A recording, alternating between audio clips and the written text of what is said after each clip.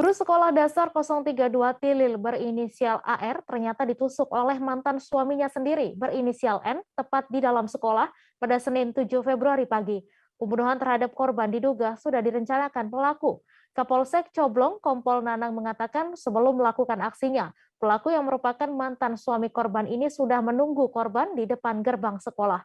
Untuk info selengkapnya akan disampaikan rekan Nasmi Abdurrahman, wartawan Tribun Jabar yang kini sudah terhubung bersama kami. Halo Nasmi.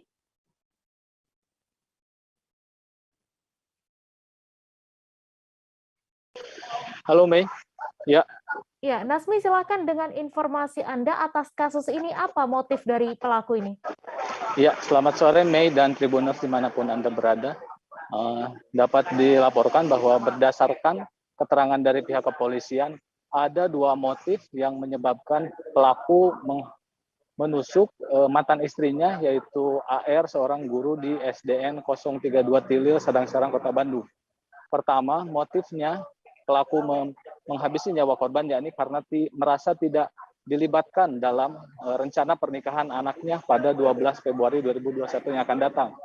Kemudian selain itu ada motif lain, yakni pelaku merasa diselingkuhi oleh korban.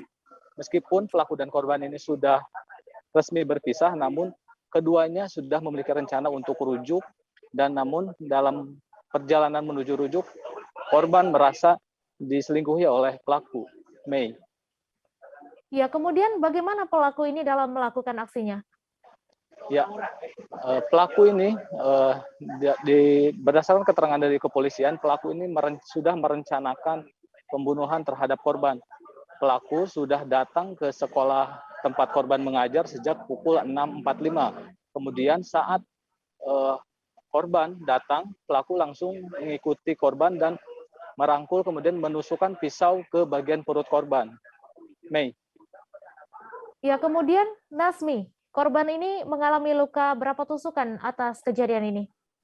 Ya, berdasarkan hasil otopsi yang dilakukan di Rumah Sakit Sartika Asi, korban diketahui mengalami satu tusukan di bagian perut sebelah kiri, namun lebih dekat ke jantung dan paru sehingga menyebabkan korban meninggal dunia di tempat.